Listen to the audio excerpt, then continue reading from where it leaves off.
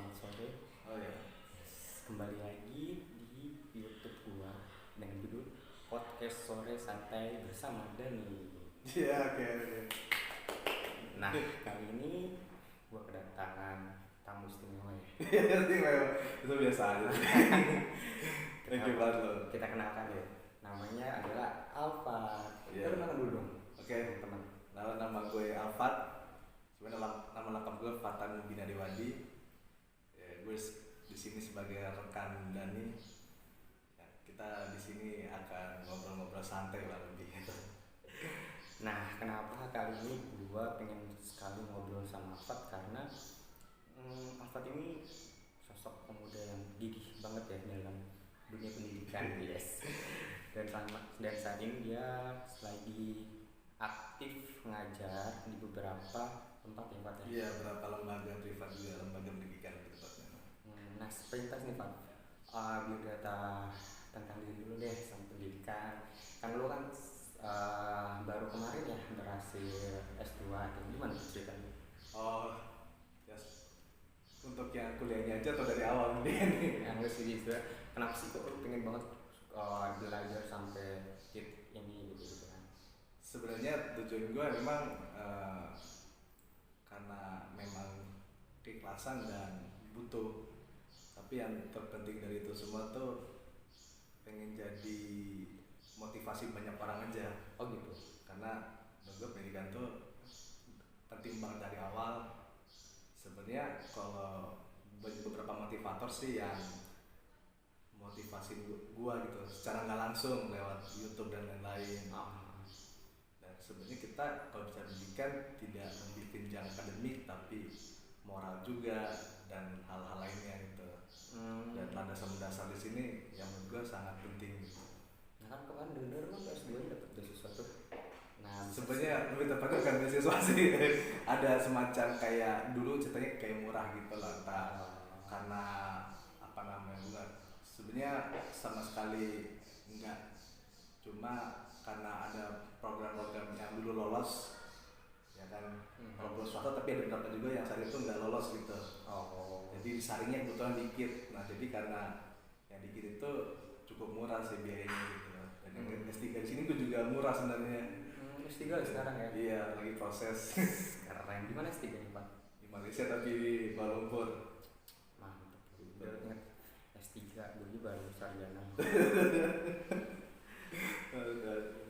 Jadi sekarang lagi nempuh S3 ya? Iya, jadi gue saat ini sih lagi proses untuk S3 juga gitu. Dan motivasi gue juga pasti pengen apa ya, bisa ngajak juga mungkin teman-teman info-info ini, info itu, pasti nggak, gue juga nggak lupa lah, sama-sama kita maju bareng-bareng kalau bisa begitu. Oke. S3 coy. Mantap. Di Malaysia di mana? Universitas mana? Universitas Kuala Lumpur. Jadi kayak nah, gitu. selama pandemi ini jadi otomatis kuliahnya libur dong. Sebenarnya untuk program PhD di sini kuliahnya riset dan gitu. jadi kuliahnya itu tidak seperti yang reguler pada umumnya gitu. Artinya yang apa namanya, harus full time di sana dan tidak bisa dibilang part time juga. Tapi juga selama gue di sini ya gue nulis jurnal juga, jadi tugas gue juga belum selesai gitu. Kadang gue dewasa juga ada grup sama dosen pembimbing gue, walaupun cuma bertiga doang kita gitu. Ada tanya dalam gitu. Makin dekat makin tambah beban ini. Mantap. Nah sekarang kan kegiatannya lagi ngajar nih. Iya, gue ngajar les. Nah itu gimana ngajarnya itu langsung ke rumah atau ada lembaga gitu? Iya. Jadi pernah juga gue ngajar itu yang bisa klien yang udah lama, itu ngajak gue buat berlangganan lagi gitu. Terus sekarang lagi libur dan kondisi gue gabung sama lembaga gitu, karena ini kan lagi musim-musim orang-orang mau ke PTN nih, istilahnya SBMPTN, dan via program itu namanya UTBK.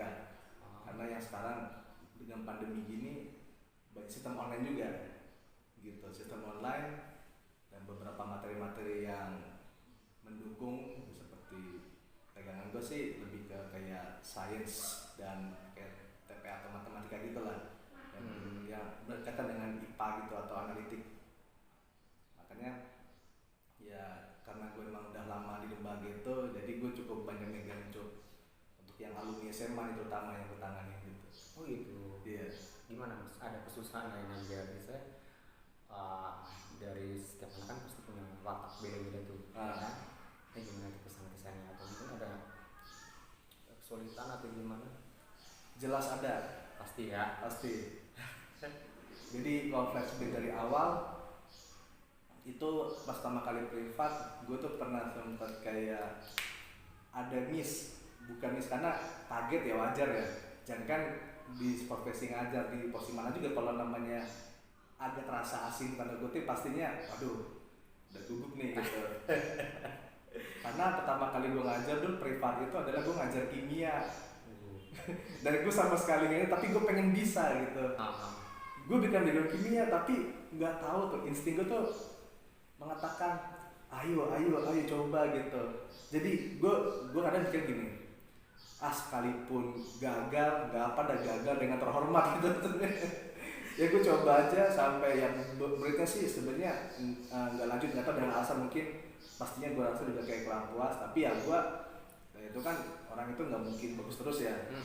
Ada dari situ gue coba koreksi diri gue, mungkin metodenya, karena dulu gue cuma main asal ngajar aja pas pertama ya, tanpa berpikir metode dulu, apa bukunya dari gue atau bagaimana, apa dari internet, apa kita nanti jadi soalnya kalau dari dia kita harus prepare dulu beberapa hari sebelumnya. Nah, seperti yang gue tangani sekarang ini, beberapa murid sih lebih pakai materi dari gue. Gitu. Nah, karena dia lebih efisien, jadi dia nggak perlu repot-repot ini. Dan dia kalau misalnya ada soal yang dia mau tanyakan, kok bisa sebelum-sebelumnya, supaya kan gini, pengajian itu ada disesuaikan dengan kurikulum. Gitu. Bukannya sebenarnya banyak orang-orang yang hebat gitu, dia ngerti tentang konsepnya, tapi deliverynya yang kadang agak susah. Karena sebagai pengajar itu yang menurut gua bukan personal si pengajar nih yang oke, tetapi bagaimana cara mentransfer knowledge-nya juga dia harus oke. Betul ya. Jadi sehebat pun kita kalau bisa kita bisa mentransfer knowledge betul, kita banget sama betul. Nah, terus mulai pertama kali nge-privet itu tahun berapa? Nah, gue balik dulu tentang ini aja ya, ini agak banyak dikit tentang passion jadi ngajar. Kalau passion banget tuh sebenarnya 2013 akhir Desember 2013. Sampai 2014 awal Januari gue inget banget. Karena 2014 Februari gue harus ngajar. Gue harus kerja di Cikarang. Itu gue bikin les di rumah di sini beneran tuh, anak kecil tuh sekarang udah lulus SMA kan itu. Gue tuh kayak anak sini banyak orang enggak ya sepatan ajun. Iya. Sepatan ajun juga. Lu banyak dah pokoknya tuh. Nah, terus juga apa namanya? Si Yoga tahu gue yakin banget. Nah, terus abis itu terjun ke privat secara real tuh gue 2016. Dari 2016 di lembaga swasta juga gitu, terus sampai sekarang. Dan gue tuh belajar privat anak SD, jadi menurut gue first status something new. Jadi awalnya bagus nih anak SD nih gue pertama ngajar. Jadi sama SMP, SMA, sampai pernah juga ngajar mahasiswa. Oh gitu. Nah, lebih susah dong kalau mahasiswa, apa lebih enak? Nah, ini pertanyaan agak sulit. Lebih ketergantungan kurikulum di perguruan tinggi ini sendiri. Karena gini, kita berhadapan dengan konsep dosennya. Sekalipun itu perguruan tinggi yang punya nama banget ya, tapi kalau dosennya aware, bisa kan ada dosennya gitu ya. Itu watak sih, dia bisa dibilang baik dan buruknya. Mungkin kalau yang tegas, dosen tegas, kita ada suatu berhadapan, nanti dia lebih banyak tuntutan tugas yang materi kita cari Google juga belum ada gitu. Betul. Tapi kalau misalnya dosen cukup aware, yang bisa dia udah textbooknya cuma tinggal balik-balikin aja, rumusnya ada di situ, itu mengkajinya, meramunya tuh lebih mudah. Gitu. Pasti ya. Nah, selama ngajar ini ada nggak sih kenangan apa yang paling diingat gitu kan? Pasti bener-bener, ini loh pengalaman gue selama ngajar ini, gue ada pengalaman pahit pastinya, ada pengalaman yang bener-bener berkesan dan memorable. Benar. Apa? Ya, langsung suka dukanya gue kalau cerita juga. Jadi dukanya itu pasti ada rasa kalau misalnya gue sebagai pengajar ini walaupun cuma berapa menit gitu. Oh, Karena gitu. kan beda. Kita kalau pegawai terlambat mungkin kalau di pabrik atau apa gitu. Kena punishment pasti punishment. kan, atau kena mungkin Tapi kena tapi potong. cuma only punishment aja Yap. gitu. Tapi pengajar ini kan dia seperti agak beda nih. Nah, Mungkin ada punishmentnya, semacam dia harus mapping waktunya. betul. Tetapi karena di figur, guru itu kan sebenarnya singkatannya. Apa tuh? Singkatan dari gugu dan tiru. Ini bagaimana nggak tahu nih? Ya, itu singkatan dari bahasa Gugu Jawa itu ya. dipercaya dan ditiru dan dicontohkan. Betul. Jadi oke, guru bisa kena punishment, tapi satu sisi gue agak malu. Jadi kayak gimana ya? Gue terlambat sebagai pengajar dan terlambat sebagai pekerja itu agak beda. Karena murid itu kan refleksi dari Benar. guru, kan. Karena dia pencontohan itu yang benar banget tuh. Gue kadang gue tuh sampai tuh malu banget, tau deh kenapa ya? Sampai sekarang tuh kalau bisa telat dikit, aduh, ya alhamdulillah sih sekarang lagi ya pasti ya. Kan ya. Tapi yang gue sekarang udah nggak begitu kayak awal-awal gitu. Ya, karena kan dari diri dari seorang itu kan di mana dilihat dari pengajaran. Benar.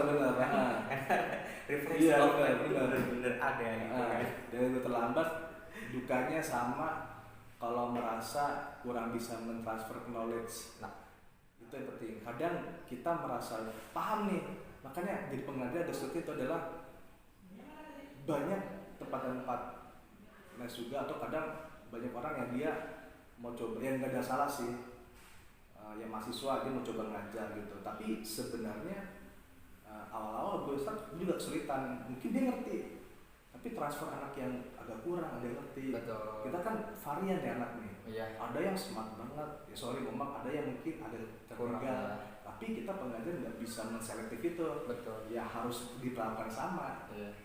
Itu yang agak sulit. Kadang kan Gitu. terkadang kan dulu ini emang sih dia Iya. jadinya atau mungkin si A atau si B. Benar Kadang-kadang banget. karakteristik kecerdasan Nah, orang itu. kan beda-beda ya. Sebenarnya Nah. sama, tapi kan kemampuan kognitif seseorang kan Iya. beda-beda tuh ya kan. Nah itu tadi, karena kebetulan juga kan kebanyakan masa kita nih agak kurang dipelajari kayak sains seperti matematik misalnya. Itu di mana tuh dibenci banget. Sama gue juga.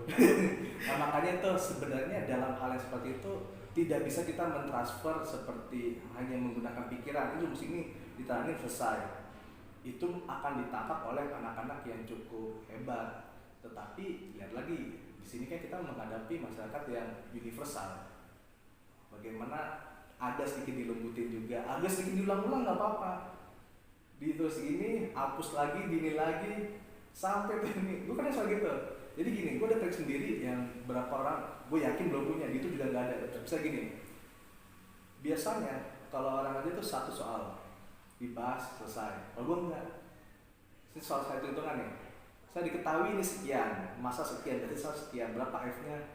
Itu kalau nggak ngerti, satu soal tuh gue pecah lagi. Jadi gue bikin simulasi sendiri, gue buat soal di sesi itu biasanya satu soal tuh gue pecah lagi jadi 5 soal dengan yang mirip. Jadi supaya gue pengennya tuh gue nggak mau siswa itu jadi terbiasa analitiknya, tapi bagaimana alam bawah sadarnya. Jadi dia tuh kayak masalah itu udah gak mikir dulu. Betul. Alam sadarnya bekerja lewat tangannya dia, jadi dia tiba-tiba oh begini nih, tangannya kayak gatal aja ngejar sendiri. Gue dengerin, jadi guru itu nggak gampang ya. Tapi banyak yang orang bilang kan, jadi guru mah gampang, tinggal ada textbook. Ya, iya betul. Tapi kan nggak itu. Salah satu contoh, jadi guru itu nggak gampang, dan jadi guru itu dibilang berat sih nggak juga ya. Sebenarnya enggak. Tergantung kitanya aja ya. Benar. Sebenarnya enggak. Kalau menurut gua lebih ke from our heart sih. Yes. Itu sudah hati loh menurut gua loh. Yes, ya. Jadi gini, gua punya pengalaman tuh ngajar anak yang kayak susah banget. Artinya susah, gue sendiri ada kasihan. Dia nggak usah sebut nama, tapi ada Iya. ya. Tapi kalau gue ikhlas, nggak ada rasa mengeluh. Tuh. Artinya gini, gue sudah siap resiko apapun. Yap. Dia mungkin ngertinya lama, tapi ya Bismillah aja, ngulang terus. Jadi kita nggak bisa ngajar, terus dia agak nggak ngerti dikit langsung, kamu gini sih, jangan. Artinya terus aja. Dan ini bukannya gue pengalaman bagus, gue juga pernah seperti itu. Tapi ya kita ambil pelajaran. Jadi hidup itu kan nggak bisa mulus sekarang ya. Gue juga pernah jadi yang guru yang mungkin salah atau gimana gitu. Tapi seiring berkembang waktu, apalagi sekarang generasi milenial, ada perubahan konsep di situ, ya sentuh hatinya tuh penting banget sih. Jadi kita dekatkan ya sama kayak kita seperti kakaknya atau orang tuanya gitu. Ya. Jadi Setuju. jadi malah dirangkul, jadi dia nggak bisa malah kita deketin. Yap. Deketin terus aja. Ya, kadang kan gini ya, ada beberapa murid itu yang udah paranoid sama guru kan. Oh bener banget. Kadang kan, wah, guru Banyak, ini banyak. killer atau guru Iya. ini, jadi mau pelajaran apapun, mau kita cara ngajar apapun nggak bakal masuk karena udah Bener. dapet. Takut duluan. Ya, jadi kesannya murid sama guru itu Kayak traumatik. guru gitu. ini guru si A misalkan kayak gini males gitu kan, mau kita ngajarnya sebagaimanapun tetap nggak bakal masuk ya. Iya.